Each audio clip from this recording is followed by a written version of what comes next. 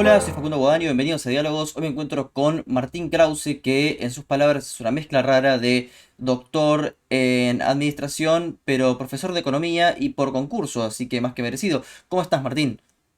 ¿Qué tal? ¿Qué tal? ¿Cómo estás? Gracias. A mí, bueno, como hoy el tiempo un poco que nos apura, me gustaría saber un poco cómo, en base a tus trabajos, cómo enfocás la economía política desde una visión austríaca. ¿Cuáles crees que son los autores principales y por qué? Y con qué escuelas batallás dentro de este campo, por supuesto, la economía política. Sí, debo decirte que tengo una visión no exclusiva, digamos, respecto de la escuela austríaca, o decir, una visión amplia que busca cosas más allá. Me parece que cada uno de nosotros, a medida que va pasando los años, es como que va armando su propia canasta, ¿no? En la cual va agregando cosas y bueno, no necesariamente son iguales. En cuanto a los austríacos se refiere, obviamente los principales autores y principales contribuciones son los más conocidos: Menger, el fundador, desde ya, y después especialmente Ludwig von Mises y Friedrich von Hayek, como los grandes pensadores dentro de esta tradición de pensamiento. Pero en cuanto a tu pregunta, yo tomo, y de hecho es parte de mis clases y de mi investigación, cuestiones que vienen tanto del public choice o análisis económico de la política, del law and economics, y de la economía institucional. Entonces, con todo eso, digamos, como armo un paraguas dentro del cual mis preocupaciones o mis ocupaciones principales siempre han sido sobre los aspectos institucionales, digamos. ¿No crees que Lachman es un institucionalista, en cierta manera? Sí, bueno, todos los austríacos, y si pensás en Hayek, por ejemplo, obviamente que sí, quien ha escrito Los Fundamentos de la Libertad o Derecho, Legislación y Libertad, digamos, no los pongo como parte de los institucionalistas, pero los austríacos han estado pensando en las instituciones desde Menger y está siempre presente en ellos, es como parte fundamental de esa visión. Simplemente señalaba como un grupo aparte la economía institucional, porque es, si querés, el retorno de la economía neoclásica hacia las instituciones, algo que había quedado, desde mi perspectiva, había quedado fuera de la economía neoclásica, en tanto y en cuanto se concentrara en modelos de equilibrio general, etcétera, en los cuales no había costo de transacción, no era relevante, digamos, o no se llegaba a analizar ese marco institucional, cosa que empieza a cambiar con Douglas North, por ejemplo, que viene de una tradición neoclásica, y desarrolla toda una visión institucional. Desde mi perspectiva, y por eso yo me acerco a eso, desde mi perspectiva se acerca a algo que los austríacos hicieron siempre. ¿El coste de transacción, vos creés que ya estaba visto por los austríacos? Por supuesto. Bueno, es decir, no específicamente, seguramente la definición de costo de transacción, que proviene básicamente de Coase en ese artículo de la naturaleza de la firma, pero el concepto sí, digamos, porque los austríacos, al no centrar su análisis en un equilibrio que no tiene ningún tipo de fricción, entonces nunca, o siempre tomaron en cuenta o asumieron que el uso de mecanismos de mercado no es gratuito. Exacto, sí, pero yo lo que no encuentro acá es, claro, entiendo, vos, o sea, para pasarlo a simple, dado que los procesos de mercado no incluyen información perfecta, se entiende que va a haber costes de transacción en esa dinámica. Exacto, tal cual. Ahora yendo un poco más, digamos, para otro lado, fue muy discutido una visión tuya sobre la teoría del valor trabajo. Quisiera saber cómo ves esa teoría hoy y si consideras que Marx es un autor con el cual vale la pena discutir o más bien se trata de algo, como lo habías analizado, que no vale la pena considerar. Bueno, es decir, acá lo que discutiría es que vos digas una visión tuya, como si fuera mía originalmente, y la verdad que no lo es. Yo simplemente lo que recojo son los aportes de Menger, von Baber, de los austríacos, o si querés en última instancia de Juan Carlos Kachanowski, Gabriel Zanotti, y eso es mi visión sobre el valor, pero no es que sea algo, un aporte original mío en ese caso. Eh, Considerando incluso que aparecen marxistas analíticos como Elster o Przeworski, eh, ¿vos creés que hay una tradición marxista con la que vale la pena discutir? A mí me parece que ya sea, te diría, es un poco difícil decirlo así en una disciplina o en una ciencia, ¿no? Pero me parece que el tema está tratado y está aclarado. Digamos, yo no veo ya dónde pueden venir las discusiones para revertir, digamos, una visión subjetiva del valor. Me parece que en ese sentido el debate en buena medida ya está. No veo que agregue demasiado más, que se agregue demasiado más a eso, ¿no? No, no, yo a lo que me estaba refiriendo era que en ciencias políticas, si tomarías autores que, bueno, en su inicio fueron marxistas como Przeworski o Elster, lo que se llamó marxismo analítico, ¿no? Todos esos autores. Sí, pero no te puedo hablar con autoridad de esos autores tampoco, así que preferiría no comentarlos porque no, tendría que estudiarlos antes. Ok, y ¿vos te considerás un austríaco o crees que, porque considerarse austríaco, por ejemplo, implica que en cierta manera, si uno lee ley, legislación y libertad, existirían casi como derechos naturales, o sea, dentro de un jus naturalismo en Hayek. ¿Vos adscribís a ese tipo de visiones o más bien estás en discrepancia con eso?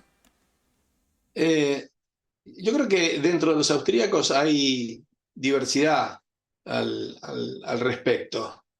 Y de nuevo, en esos aspectos yo soy abierto, encuentro contribuciones interesantes de distintos autores austríacos. Me atrae mucho la visión, si querés, y un naturalista evolutiva de Hayek, pero sobre todo por el énfasis en los procesos evolutivos, que me parecen de fundamental importancia.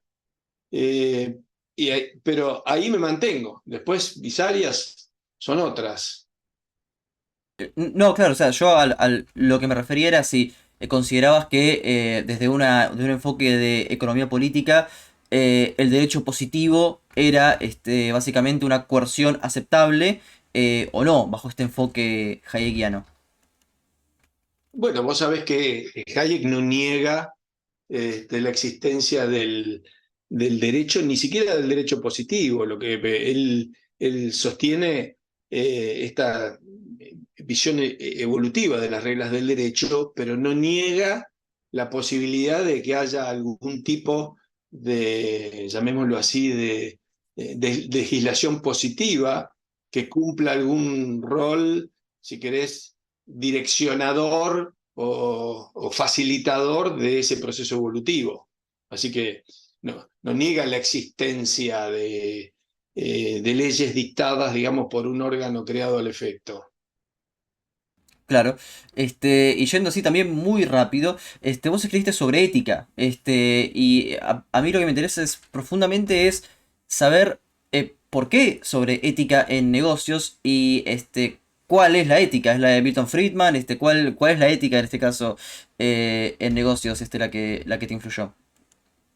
Sí, en algún momento, como vos dijiste al principio, que yo tengo un doctorado en administración, lo que ocurrió es que yo había hecho el doctorado en administración, pero después me había dedicado a dar clases de economía.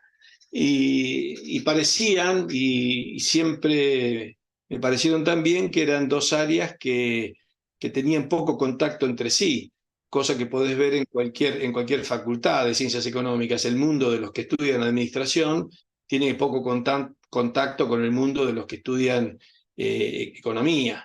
Entonces, yo que me había ido para el lado de la economía y daba clases de economía, me di cuenta que profundizar, digamos, en la comprensión del funcionamiento de los mercados implicaba también una evaluación ética del funcionamiento de los mercados y dentro de eso también de la función del emprendedor, del empresario y la empresa. Entonces, a partir de ahí fue derivando a cuestiones vinculadas con la ética de los negocios, ¿no? A partir de, si querés, de meterme en cuestiones relacionadas con la ética de los mercados. Pero ¿cuáles serían los autores acá que te influenciaron para este trayecto?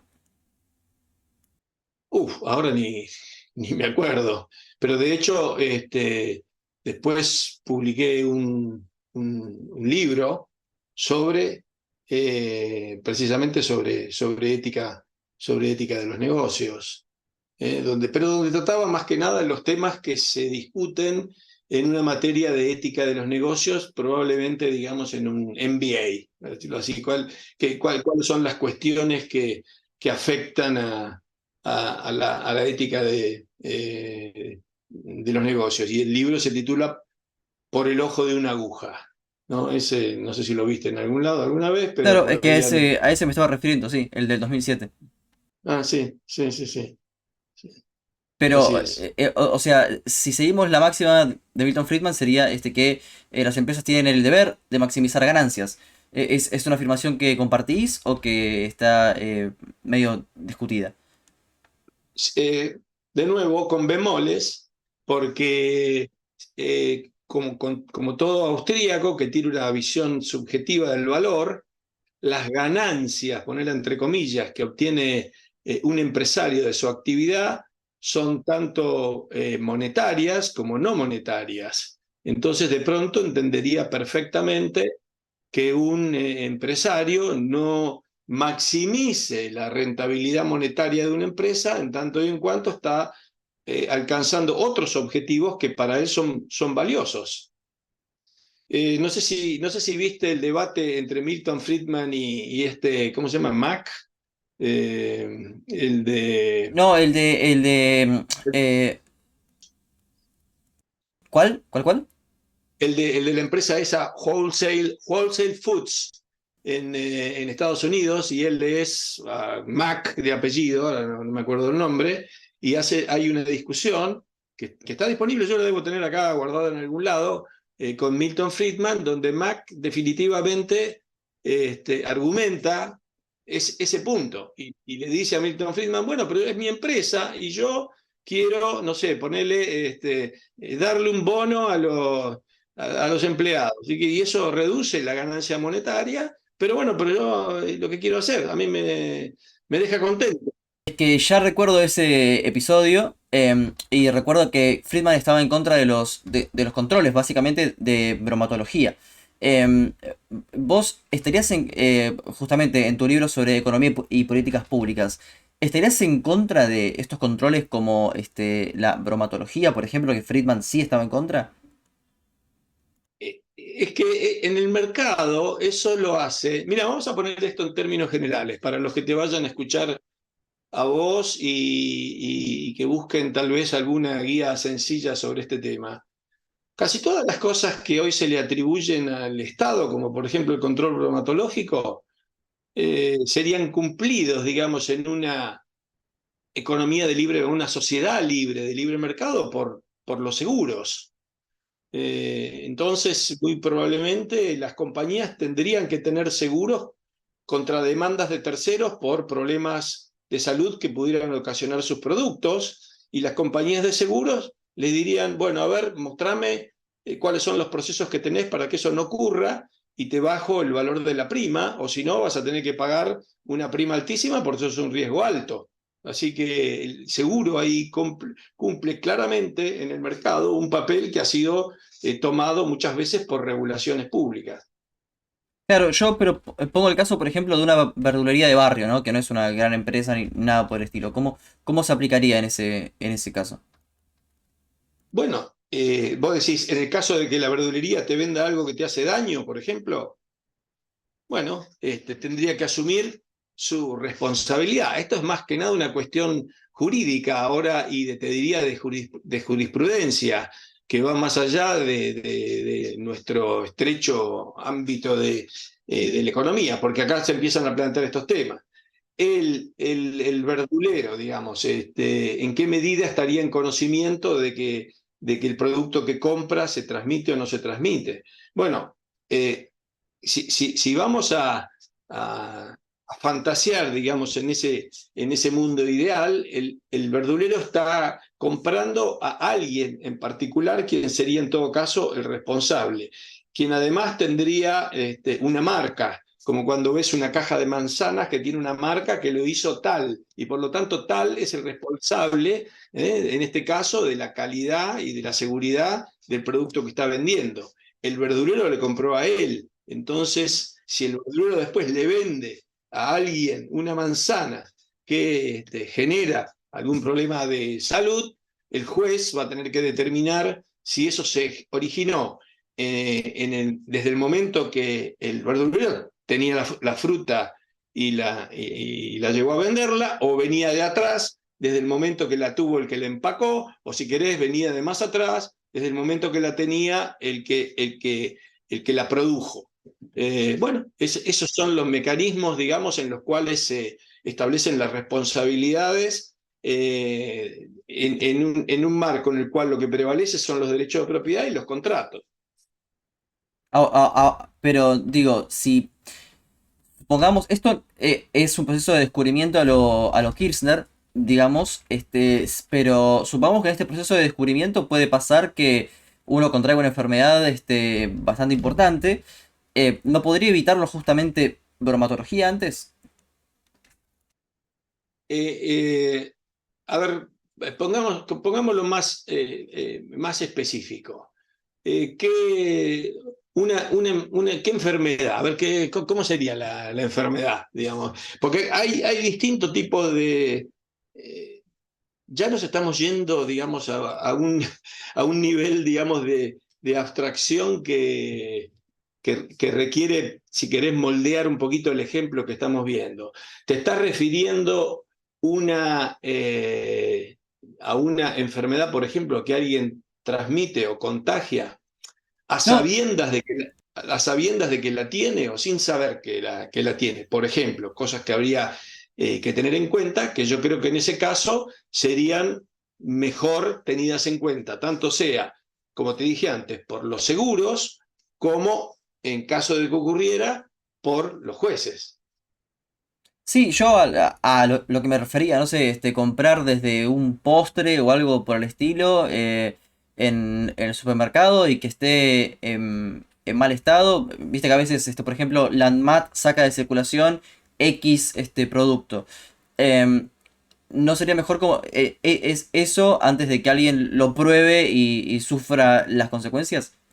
Bueno, pero ahí vos tenés muchos controles en toda la cadena, porque vos me decís, vos fuiste y compraste eso en el supermercado. ¿Y el supermercado qué hizo para revisar la calidad? ¿Revisó la calidad de los productos que está vendiendo o no? Si no, va a ser responsable. Y el supermercado va a tener un seguro sobre eso, y el seguro le va a decir, mostrame cuáles son los procedimientos para que eso no ocurra con la gente que va a comprar a tu supermercado. ¿Sí? Entonces ahí tenés, si querés, la bromatología privada, la tenés en esa responsabilidad, y además en otra cosa más que no hemos mencionado hasta ahora, que es el efecto que genera la reputación y las marcas. Es decir, si vos sos una cadena de supermercados a las cuales van cientos de miles de personas, vos estás muy interesado en mantener la reputación y el prestigio de tu nombre y de que no es cuestión de que la gente va allí y se lleva productos podridos, digamos, sino que vos te ocupaste de controlar eso y que la gente puede confiar en vos y llevarse productos que están en buenas condiciones.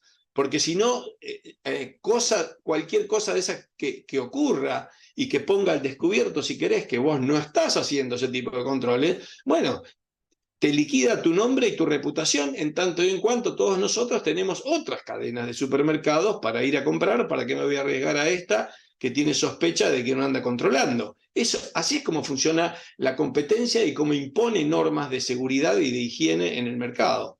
Claro, acá lo que estamos considerando es un peso muy fuerte de la ley. Porque si yo pongo, por ejemplo, casos como Moreno o González Catán, donde hay autos que no están siquiera habilitados y que te llevan como una especie de Uber, pero Uber que no funcionan, y te llevan directamente a gente que viven en villas. Los autos pueden fallar, se pueden quedar, no tienen aire. Entonces, acá es como, la pregunta ¿es aplicable a Argentina o faltan como algunas reformas? ¿Cómo se podría llevar a cabo esto en Argentina? Ahora hemos saltado de golpe del análisis de la idea en términos conceptuales a su aplicación práctica en una determinada realidad. En esto hay claramente una distancia y una diferencia. Además, vos planteás el dilema que se pudiera presentar a gente de poca educación o de pocos recursos, etcétera, etcétera, en ese sentido. Pero las marcas también funcionan ahí. Vos tenés Uber o tenés Cabify o tenés XX. Ahora vos decís, bueno, lo que pasa es que la gente va a agarrar la XX. Bueno, nada te impide ahora terminar esta conferencia y salir a educar a la gente o a decirle a la gente, che, no tomen XX, tomen Cabify y Uber, porque ahí va a haber un grado de responsabilidad, una compañía de seguros atrás, etcétera, etcétera. ¿Qué otra cosa deberíamos hacer? Mandar la policía para que no haya ese tipo digamos, de remistrucho, digamos, para No, decirlo. claro, claro.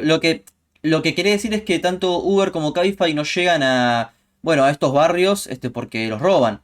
Entonces, claro, ¿cómo se podría aplicar en Argentina este tipo de política pública? Entonces, y no llegan por otra falla del Estado que no genera seguridad en esos barrios, porque si no llegaría. O si no, a alguien se le ocurriría, ¿por qué no puede ser una buena idea de negocios crear una compañía de servicios de remis low cost? ¿No hay low cost en las líneas aéreas? ¿Por qué no puede haber low cost en los transportes terrestres también? Lo que pasa es que si te pones a ver, seguramente hay una enorme cantidad de regulaciones que hacen costoso y de pronto no permiten que exista una simple low cost XX que sea tres veces más barata que las demás. Claro, esto también vas a acordar a tu libro, digamos, en defensa de los más necesitados, que yo pienso justamente en los más necesitados en lugares, por ejemplo, en el Partido de Malvinas Argentinas, estos son datos oficiales del INDEC, tienen 14% de agua potable. Entonces, en ese lugar, digo, por ejemplo, ¿cómo se puede aplicar en ese sentido esta frase de Hayek, ¿no? Que dice, el mercado no es ni justo ni injusto, simplemente es, lo toma como una cosa natural. Pero en Malvinas Argentinas hay 14% de agua potable, o sea, ¿cómo se puede aplicar una política pública ahí, si el mercado simplemente es? Bueno, ¿por qué una política pública? Por ahí lo que se trata es de crear una ONG que lleve agua a ese barrio. ¿Por qué tiene que ser una política pública? Es decir, vos lo que querés, y ahora si querés voy a pasar yo a la ofensiva. Vos querés usar el dinero de los demás para hacer una buena obra de llevarle agua a esa gente. ¿Por qué no usás la propia? Vos y te juntás con otros, hacen una ONG y le llevan el agua al barrio ese de la gente que no tiene. ¿Por qué? No ocurre eso. Entonces están queriendo usar el poder del Estado de meterle la mano en el bolsillo a otros para hacer algo que suponen que está bien. ¿Qué otras cosas habría que obligar a la gente que suponemos nosotros que está bien? Por ejemplo, una de las cosas que estaría bueno sería que la gente coma saludablemente. Digamos, ¿qué deberíamos hacer? ¿Poner una dieta obligatoria? Los lunes tienen ensalada de rúcula, los martes y así, y todo el mundo obligado a comer eso por su bien, por supuesto. Eso deberíamos hacer, ¿viste? No, no está cerrado el camino para resolver todos esos problemas en forma voluntaria y con el esfuerzo propio, lo cual tiene, en definitiva, un sustento moral muy superior a querer hacerlo con el dinero de los demás. No, sí, yo lo pregunto justamente basado en tu libro sobre políticas públicas, o sea, cómo, cómo poder hacer que estos y también los más necesitados tengan agua potable en un, bueno, en un partido donde gobierna un mismo partido hace mucho tiempo, y las condiciones de vida, bueno, son paupérrimas. Sí, bueno, fue mi respuesta anterior. O sea, habría que esperar a que un privado lo haga. Se puede ir ahora mismo a hacer eso, no hay que esperar, ahora se puede hacer. Si querés, se puede ayudar, desgravando donaciones, desregulando, etcétera, etcétera, y todo eso ayudaría a todo eso. Pero no hay que esperar. Pero digo, o sea, ¿cómo, cómo llegaría el agua potable ahí? O sea, no esperando, o sea, simplemente haciendo como una campaña, Si querés, hay enorme cantidad de ideas que emprendedores sociales se les puede ocurrir. Podemos hacer una campaña para recaudar fondos para comprar esos bidones que todos conocemos y que se vayan a repartir ahí, por ejemplo, entre otras cosas que se le puedan ocurrir a tanta gente. ¿No ves Pero igual? O a sea, lo que voy es que todas estas discusiones, cuando se plantea un problema, porque eso que vos estás señalando es un problema, enseguida la mirada es hacia una política pública. Y mi pregunta es ¿por qué? Es como si fuera inmediata y la única salida. La única salida que hay es una política pública donde en cierta forma el argumento está asumiendo de que el que va a estar a cargo de la política pública es un benefactor, que va a hacer bien por esas personas y no que se va a quedar con la mitad de la plata de la licitación, ¿viste? Y se va a robar eso y se va a ir de vacaciones en un yate al Mediterráneo. Ahí tenés que comparar eso. Es decir, vos podés decir, bueno, pero esa solución voluntaria no va a ser buena y efectiva. Bueno, pero ¿contra qué lo comparamos? Fíjate cuál es la otra. La otra es esa. La otra termina en un yate en el Mediterráneo. ¿Y el agua a la gente? No, porque por algo no tienen ahora. Hace 40, 50, 70 o 100 años que el Estado tiene a su cargo la distribución de agua y el agua nunca llegó. Entonces, ¿qué vamos a esperar ahora que ocurra? Ahora son todos buenos de golpe y efectivamente ahora va a llegar. Bueno, ya tuvieron 100 años para hacerlo y no lo hicieron. claro, yo no estoy diciendo que sean buenos para nada, al contrario, por eso digo, ante una situación alarmante donde los individuos están presos del narco, de políticos muy prebendarios en Malvinas Argentinas, eh, ¿qué solución de mercado puede haber cuando incluso hay mafias? O sea, estamos hablando de fallas del Estado en ese sentido. Bueno, claro, por supuesto que estamos hablando de fallas del Estado. Y ya te dije, podría ser una solución de ese tipo, soluciones de tipo voluntaria, que en todo caso el Estado por lo que tiene que empezar es porque funcione, no sé, la policía, que es un servicio que debería brindar seguridad a quienes viven ahí, de forma tal de que aquellos que van a llevar ese servicio voluntario, si querés, sigamos fantaseando con eso, puedan llegar y puedan darlo. Porque si no, ni siquiera pueden darlo porque no pueden ni entrar. Claro, o sea, a ver, para ponerlo claro, una política pública bajo una economía política austríaca sería que básicamente esté el rule of law y que el rule of law funcione y a partir de que eso funcione se van a dar las condiciones para que el orden espontáneo pueda dar las soluciones específicas para los problemas específicos. No creo que tenga que ser esa que es consecuencia, es así, pero no necesariamente en una secuencia cronológica, porque si no, lo último va a pasar dentro de cuánto. ¿Cuánto tiempo te lleva para recuperar el rule of law? No es una cosa que empieza de un día para el otro, ¿no es cierto? Pero Claro, sí, claro. lógicamente, la secuencia es esa. Si bien hay un problema que hay que llevarle a la gente agua porque no tiene agua potable, en realidad, ¿no es cierto? Y esto no está visible a los ojos, la principal necesidad que existe allí es la de rule of law. Digamos, si hubiera rule of law, entonces la situación sería totalmente distinta, ¿no? Y eventualmente, obviamente, los problemas no existirían. Pero bueno, existen en forma inmediata y el rule of law no se establece en forma inmediata. Pero si me dijeras, la base del problema no es la falta de agua es la consecuencia de no haber rule of law, o si querés, volviendo al tema que yo dije que era el que me interesaba a mí, que no hay reglas institucionales adecuadas en ese campo. Ahora, como última pregunta, porque sé que estamos apurados hoy, como, no, como última pregunta, porque sé que estamos apurados hoy, como, como has hecho el índice de institucionalidad, me gustaría saber cuál sería las reformas urgentes que necesita Argentina, cómo poder medirlas para que este rule of law y los incentivos institucionales puedan estar para que efectivamente, bueno, por lo menos funcione la ley en Argentina. Sí, bueno, creo que hay varios que son como obvios y evidentes y que se discuten en la opinión pública y en los medios ahora a diario, ¿no? El ajuste del gasto público, el ajuste fiscal, la cuestión monetaria aparece como fundamental, la independencia de la justicia, esos son los puntos más relevantes. En relación al índice que vos mencionaste, esto muestra también que son los puntos más débiles de la Argentina en términos institucionales.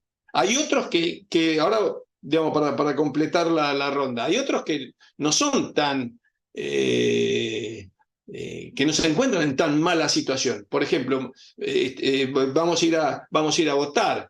El funcionamiento del sistema electoral tiene sus fallas, hay para mejorar, pero dentro de todo, bueno, más o menos funciona de forma tal, por otro lado, la moneda no funciona para nada. Es decir, hay como distintos rangos, digamos, de calidad institucional en distintas áreas o aspectos, ¿no? Y en esta conversación que está muy apurada por tiempos y por obligaciones de Todavía muchas. unos minutos tengo, así que no te preocupes. Ah, ok, no, lo que básicamente más me interesaba era qué incentivos puede haber para que los políticos efectivamente dejen a la gente hacer bajo este marco austríaco. Sí, no es fácil, obviamente, porque ahí tenés cantidad de intereses creados que resisten perder sus beneficios y privilegios. Pero eventualmente los cambios se producen en las sociedades. En ese sentido, Milton y Rose Friedman usaban una metáfora al respecto para describir el mundo de las ideas como una pirámide, en el cual las ideas se originaban en la punta y iban bajando hasta las bases, digamos, ¿no es cierto? Y en ese recorrido, ahí por el medio, están los políticos, quienes para tener o sobrevivir en ese mundo, tienen que tener mínimamente algún tipo de aprobación por parte de los votantes, de los que están más abajo. Entonces, en tanto y en cuanto cambian las ideas de los que están más abajo, bueno, se van a tener que ver de una forma u otra reflejadas en los políticos, porque los políticos tienen que prestar atención a qué es lo que piensan sus votantes, o si no, van a perder en ese mundo, ¿no? Así que lo fundamental, creo yo, es el cambio de las ideas en una sociedad.